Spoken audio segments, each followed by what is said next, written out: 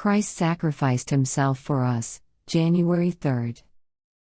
We see Jesus, who was made a little lower than the angels for the suffering of death, crowned with glory and honor, that he by the grace of God should taste death for every man. The Lord created man pure and holy.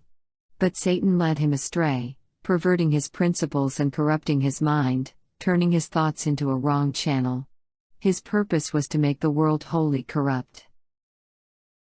Christ saw man's fearful danger, and he determined to save him by the sacrifice of himself. That he might accomplish his purpose of love for the fallen race, he became bone of our bone and flesh of our flesh. As the children are partakers of flesh and blood, he also himself likewise took part of the same, that through death he might destroy him that had the power of death, that is, the devil, and deliver them who through fear of death were all their lifetime subject to bondage. Wherefore in all things it behoved him to be made like unto his brethren, that he might be a merciful and faithful high priest in things pertaining to God, to make reconciliation for the sins of the people. For in that he himself hath suffered being tempted, he is able to succor them that are tempted. Through the agency of the Holy Spirit, a new principle of mental and spiritual power was to be brought to man, who, through association with divinity, was to become one with God. Christ, the Redeemer and Restorer, was to sanctify and purify man's mind, making it a power that would draw other minds to himself. It is his purpose, by the elevating, sanctifying power of the truth, to give men nobility and dignity.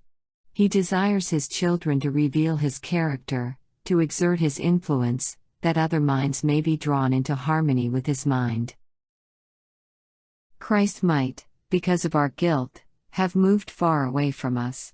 But instead of moving farther away, he came and dwelt among us, filled with all the fullness of the Godhead, to be one with us, that through his grace we might attain perfection.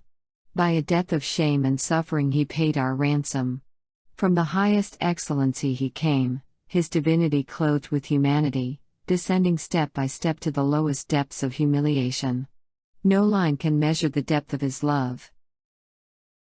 I marvel that professing Christians do not grasp the divine resources, that they do not see the cross more clearly as the medium of forgiveness and pardon, the means of bringing the proud, selfish heart of man into direct contact with the Holy Spirit, that the riches of Christ may be poured into the mind, and the human agent be adorned with the graces of the Spirit, that Christ may be commended to those who know him not.